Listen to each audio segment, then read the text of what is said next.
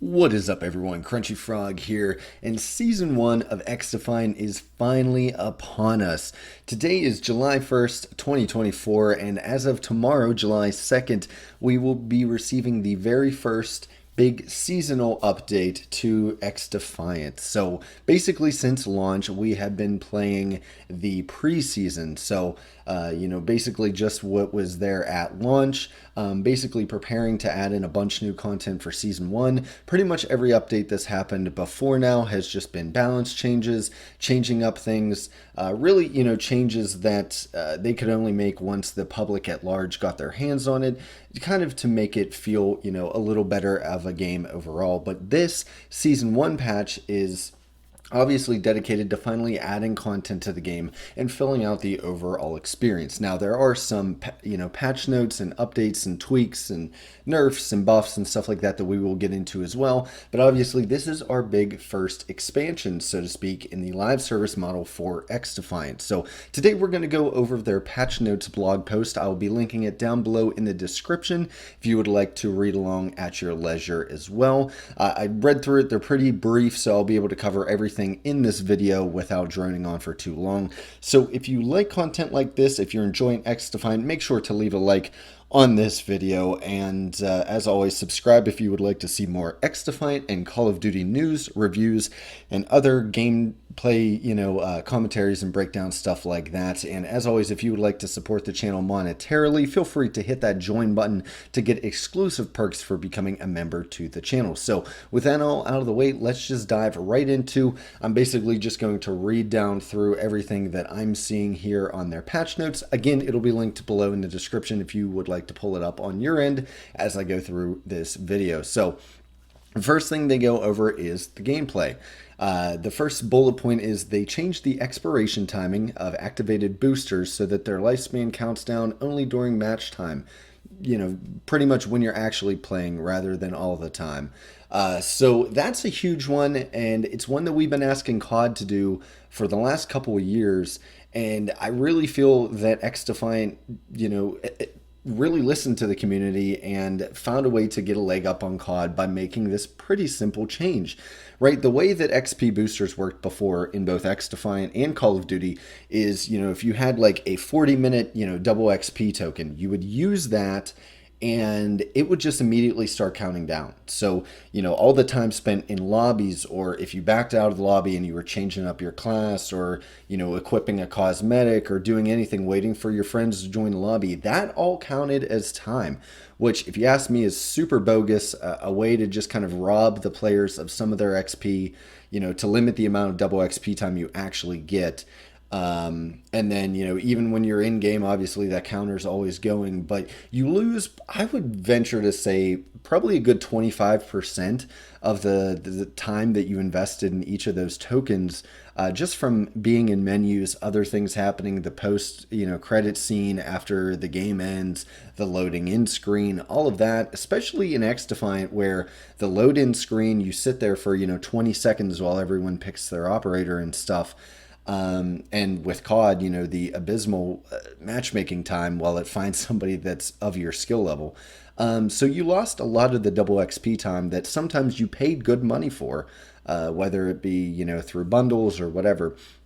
So this is a huge update to the game, if you ask me, and big shout out to Mark Rubin and the whole team at XDefiant for giving the community something that is very consumer friendly, right? This is obviously probably not a great business practice, but it's great for the consumer, and it fosters good community relations really with the dev studio, and I think it's massive. So now it'll only count down when you're in the game. So if you activate 40 minutes of double XP, guess what? That's 40 minutes of game time so that you can get the full experience and get all that extra XP.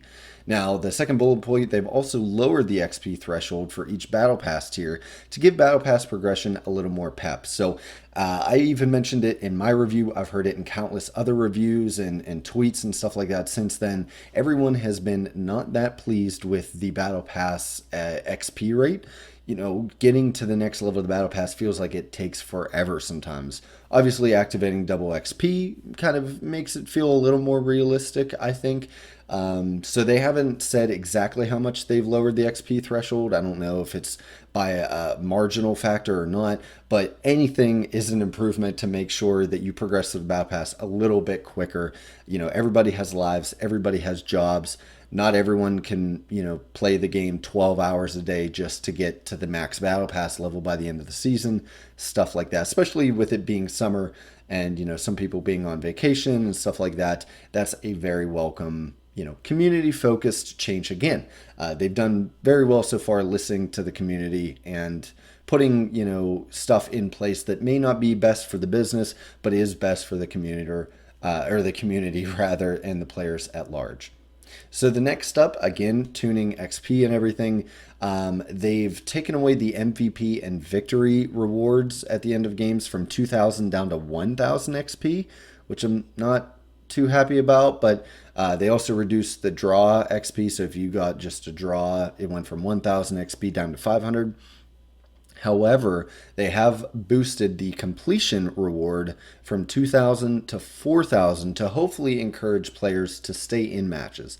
So I think with all of that, their goal is to maybe disincentivize losing or winning or drawing or whatever, and have you worry less about that and more so that you stuck in the game, you saw it out to the end, which obviously will help with how often you're put into a current match in progress, because hopefully the ethos with this is that less people will drop out of every match. So I think that's very good, especially getting up to 4,000 XP. I think it'll honestly even out. If not, you'll end up ahead in most matches and getting a little more XP than you were before. And like I said, I think it'll make more players stay in the matches longer, and that means less matches where you're thrust in, while you're losing 600 to 300, stuff like that. Finally, the last bullet point in the gameplay section is they answered a community ask to add a headshot icon to the kill feed. Now if you get a headshot kill, that'll show up in the kill feed kind of like it does in COD, as opposed to just showing the weapon. So the next section that they have here is faction. So as you know, they are adding the brand new GSK faction along with their announcer HQ. Now these are, Team Rainbow operators from Germany's Border Protection Command, and they specialize in crowd control and securing territory. So they can deploy electrified barbed wire for area denial. So I'm essentially thinking, you put that up and it does damage. You have to destroy that to be able to use that path again. You essentially close off a piece of the map. And counter incoming enemy devices with their active defense system, which I'm thinking is maybe kind of like the trophy system.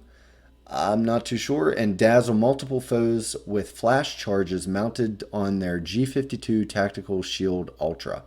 So that's the Ultra as another riot shield, but it seems it has like strobe, like flashbang charges type of thing.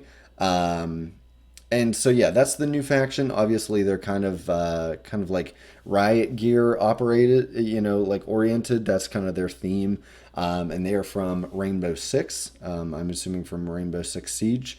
I don't know. I haven't played that game personally. This is one of the Ubisoft IPs that I haven't really delved into over the years. But it looks pretty cool. I'm not too sure. I don't know if it says it here, but I have seen some tweets as well that maybe they get some headshot protection, I think is one of their passives. I'm not too sure. It doesn't mention that here, but I did see a tweet about that, so I think that may be their passive, that they can't die with one shot to the head with a sniper rifle. So maybe they'll elaborate on that later. Maybe we'll get to that here soon. So the next bullet point is they've increased the cooldown of Echelon's intel suit from 30 to 40 seconds. So that's good. A lot of people have been complaining that the ability is a little overpowered. So giving it a little more cooldown means you'll see it less often per game. And I think that's a decent amount increase without going too overboard to the point where you never see it activated and it's not useful anymore. They've also tuned the cooldown of the mag barrier, which is like that, shield that the Phantoms put up. and the hit points were also reduced from 500 to 400. So again, I was always frustrated with that ability. Obviously, I like using it whenever I'm running that class, but when the enemy uses it, it is a little frustrating. So again, it's going to happen a little less often because it takes a little longer to charge, but also it's a little easier to destroy, and it doesn't make things, quite a free kill sometimes for the user. So that's very good. I like to see these nerfed a little bit. We'll see if maybe they overcorrected, but for right now, I'm liking the changes I'm seeing. Next up, the Phantom's Aegis now takes damage from EMP grenades. Lob 6 to put it out of commission. So I'm not sure the Aegis, is that just the big shield? Or, because it says Lob 6 to put it out of commission. So I'm not sure what that is. I think the Aegis is that big bubble shield, but I'm not sure why they think that 6 EMP grenades is in any way reasonable. So I'm really not sure what that's referencing, but either way, I think that means that the Aegis bubble shield now takes damage from EMP grenades. Unless, of course, I'm wrong and that's the ride shield. Who knows? I don't know why they don't just use normal words instead of the weird names. I never call it by the names. So, anyway, moving on. The next one is DeadSec Hijack cooldown decreased from 28 seconds plus the remaining duration of the hack skill to 20 seconds. So, yeah, I mean, I guess that's like going to be happening more often, which is kind of annoying. I don't really like the DeadSec abilities. Like, they're just really a pain in the neck. Some abilities, are annoying, but you see it feels fair. The DeadSec stuff just really feels kind of cheap and annoying most of the time. I get why they're in the game. They serve a very, good purpose in the meta, but it is still annoying. So now they've kind of buffed that ability and taken 8 seconds off its cooldown, so it happens a little more often. Thankfully, though, on the other side of the coin, they have increased the cooldown of the spider bot from 25 to 40 seconds, so thank God we will not be spammed with spider bots quite as much anymore. They've also adjusted the spider bot's behavior so that multiple spider bots won't attempt to hug the same face, nor will spider bots continue to ignore faces they've hugged multiple recent times. So, some give and take from the Spider-Bot Kingdom. So that's good. Just fleshing out the AI of those spider bots to make it a little more reasonable. And again, hopefully seeing it less. And I hope they make it a little more easier to shoot off or a little more, easier to hit. Maybe give it less health because it is a real pain right now. Just as the similar ability back in Black Ops 4 was with that little hover round that would go around and zap you. Equally annoying. I hate any ability like that in these hero type shooters, but it is what it is. It's probably not going anywhere. So at the very least, they're fixing it little by little. Next up, they've decreased the cooldown of Libertad's Biovita boost from 25 seconds to 20 seconds. So that's good. I'm not a huge fan of the ability. I've been using it recently just to unlock like the last operator for Libertad, but by no means is it my favorite ability to use, but I'm glad that they're buffing it a little bit to make it a little more viable.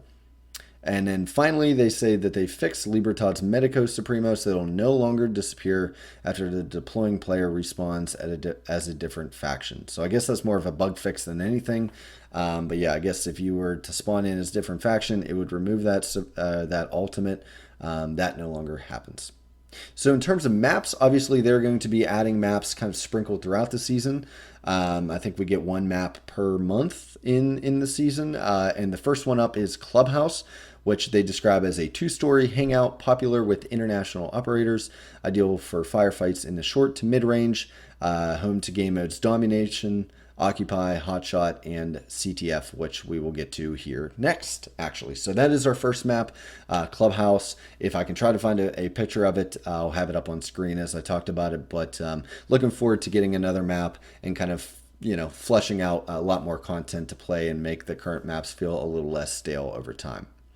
And to tie in, like we just mentioned, they did add Capture the Flag, which I'm not really going to explain. It's been in almost every shooter since shooters became a thing.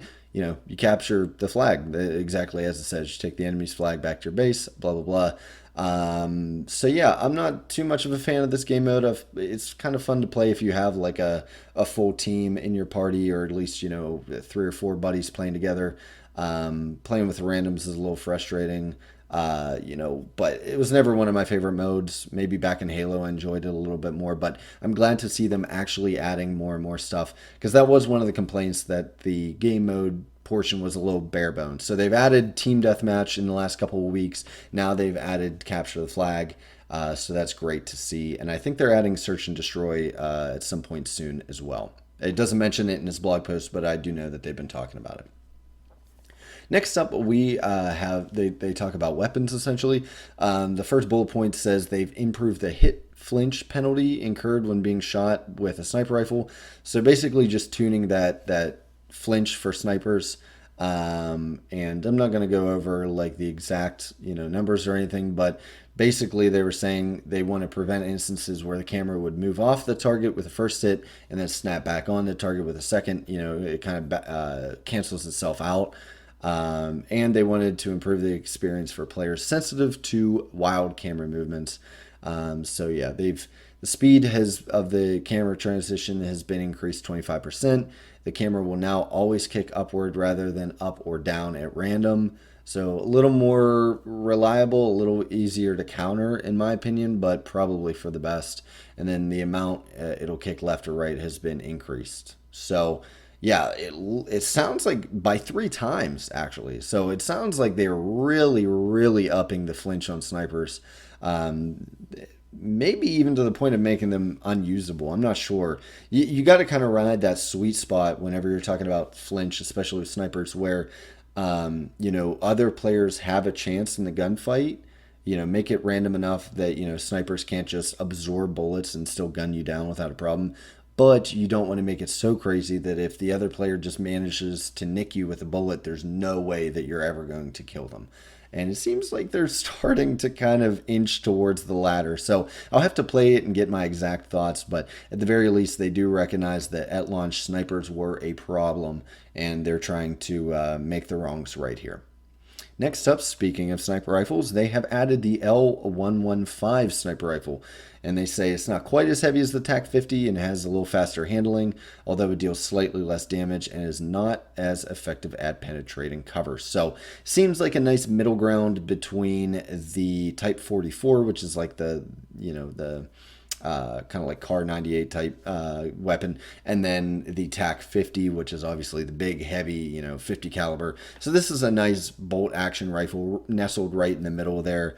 A little faster handling, a little less damage than the TAC-50, but probably hits heavier than the Type 44. They've also added the LVO A-C, the Lavoa, a snazzy customized rifle similar to the M4A1.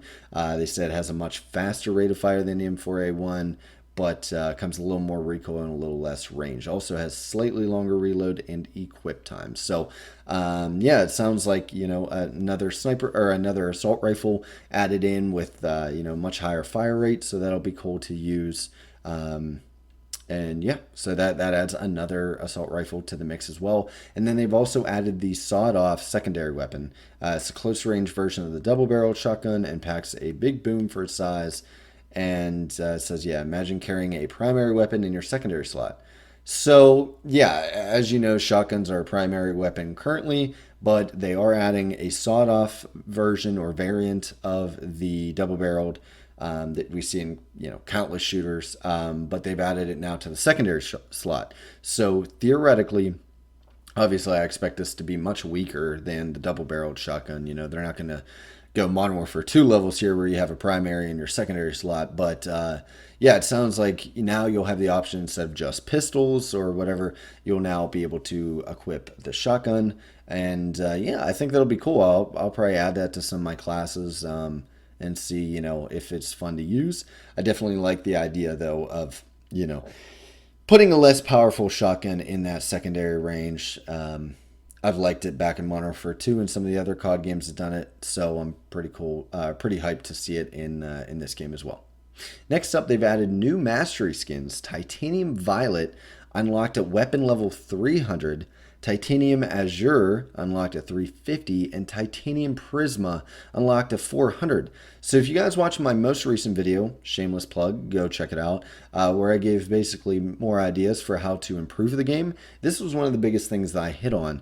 Essentially that, I hope that they expand the weapon levels so they keep giving us more levels to achieve and keep adding more camos along the way. And that's exactly what they did, with this update. So I don't have any pictures of the camos, so I apologize about that. I'm sure they're floating around somewhere out there on Twitter. Hopefully you'll see some gameplay in the future with me having some of them. But yeah, it looks like 3 new weapon mastery skins, basically 300, 350, and 400. Right now, obviously, we have, I think it's currently, 100, 150, and 200 at our current levels. So then you'll have nothing between 200 and 300, and then starting at 300, you'll start getting the titanium camos.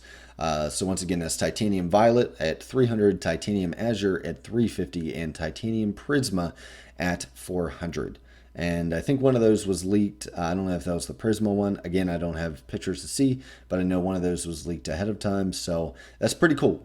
Kudos to XDefiant for giving us more things to grind to, and basically giving us more ways to show off our favorite weapons. So that's awesome. Finally, here in the weapons category, they said they fixed weapons and optics shake in first-person view while using ADS. I'm not sure what that means, but either way, it just sounds like a bug fix, so we can move on to the next section. So under devices, they say that they've added a new and improved visual effect for the flash grenade, replacing the previous effect, which was intense. Their wording, not mine, but I agree 100%. New effect is less retina searing, but still appropriately disorienting. So that's good. Yeah, the other one was like somebody flashbanged you in real life. It was intense. So hopefully the new animation is a little more easy on the eyes, while still obviously having that same gameplay effect. They've also removed an exploit where players could respawn with multiple devices after fiddling with the copy loadout option in the lobby. I wasn't aware of that exploit, but apparently that's the thing. They've patched that, so if you use that, bad news for you. Unfortunately, they have fixed that, so back to playing the game as intended. Now, the next category is under social. They've added the creator code program, which allows players to choose a creator to receive commissions from their Xcoin purchases at no additional cost. Choose support a creator from the store and see a list of eligible creators. So kind of the same thing COD did for a while. I don't think COD does this anymore. At least I haven't heard of it recently. But yeah, I know back in the day, just use, key, a specific, key phrase or whatever to support a creator, and that creator gets a little chunk of the money. It's kind of a revenue sharing thing, much in the same way that a lot of sponsorships and everything work on YouTube and stuff like that. So I'm not sure how they go about picking eligible creators. Crunchy Frog over on Twitch, I always have at least 2 people watching me play games, which is massive numbers, I know. Ubisoft, if you're watching this video, please pick me. I'll definitely get you at least 1 purchase to your store. But so if you have a favorite XDefiant creator out there, I'm sure they will be getting a creator code soon that you can use in the shop to slide them some money along the way while you're buying your favorite skins. Players were able to create a party with enemy players and voice chat during matches, despite being on opposing teams, which seemed shady, so that's fixed. Again, their word, not mine. They get kind of funny here in these patch notes, so I appreciate that. But so I guess basically you could just party up. One of your party members can get on the other team, and then you're essentially in their comms. And you know how that goes. So obviously you can do that now, although it's a little difficult to coordinate getting in the same game. But, if you have Discord or Xbox Live or whatever, you can still technically do this, just much harder. But I appreciate them, patching loopholes where they find them. They've also disabled whispers in text chat. Not sure why, but okay. Probably for some harassment case, I know. People are constantly flaming each other in chat as is, so I'm assuming that's kind of why they took the whispers out. But they don't go into any detail there. Next up, audio. They just tweaked the mix of in-game voices and sound effects. Some of the sound effects were a little louder than others and stuff like that, so hopefully they've just balanced those a little bit more to sound the way that it was meant to sound. Finally, they have a miscellaneous category, just some random stuff. So it says players who participated in the closed beta were supposed to keep a skin that they originally lost it, but they have it now. They fixed some challenge tracking issues with Ubisoft Connect. Then obviously there's a bunch of graphical and audio fixes and crash fixes. So that about rounds out the offering for Season 1. And again, this is after an entire preseason of great updates where they've tweaked a lot of stuff that players have asked for. They've already added in a game mode, different things like that. So the post-launch support has been great up to this point, and I think the game is a lot better for it. The devs are super, super transparent over on Twitter. Mark Rubin especially has done a great job at, interfacing with players and hearing what they have to say, giving his thoughts, genuinely seeming open, even if he disagrees maybe with what the community is saying, being open to still changing the game regardless, realizing that, we're the ones playing the game. So, make the changes for us, not for them, stuff like that. But they also go into great detail anytime they do make a change. Hey, we changed these values for this thing. Here's why. And that's huge. That's something we never see with COD. And it really fosters a lot of trust from the community, right? That, if something's changed in game, we don't just get a haha, deal with it kind of response, but rather we see kind of the reasons that go into it and maybe why the game will be better for it and what they're open to changing later on, which has been a big thing too. Hey, we made this change. We realized that maybe it won't work out that well. Maybe in the future we'll change it back to this or we'll tweak it to this and stuff like that. Nothing's set in stone. They realize that this is an ever-evolving game with an ever-evolving community, and they seem really keen on working with players in the community as a whole to basically make the game as best as it could be. Now, they haven't mentioned anything, just to give my thoughts on this all, they didn't mention anything about improving the kind of netcode or hit registration. They did put out a patch that addressed it primarily, but they did say that work is ongoing, so it's kind of an ongoing project to make that better and better. So hopefully, we get some more patches throughout Season 1, because it's still not quite where it needs to be, and it's very inconsistent even to this day, even though it is a lot better than it was at launch with that kind of stuff. But yeah, I'm really happy to see the new guns. I like that they're adding 3 whole new guns. We're getting a new map every month. We're getting a couple game modes. The new camos and basically 200 more weapon levels. So that's awesome. Really they're doing a great job at growing the game and filling out the content offering. I don't think the monetization has been overly greedy so far. And, for a free-to-play game, it's been pretty great. So I really like what Season 1 has to offer. Let me know your thoughts down below in the comment section below. Are you excited to jump back in with Season 1? And will it get you back into the game if you quit, or will it make you play more if you still play to this day? So let me know down below. And as always, guys, if you enjoyed content like this, make sure to leave a like. And if you'd like to see future content, once again, I cover news like this. I also do other gameplay commentaries, video essays, stuff like that. Make sure to hit that subscribe button, as we are well on our way to 700 subs here on the channel. So until next time, guys, you have a good one.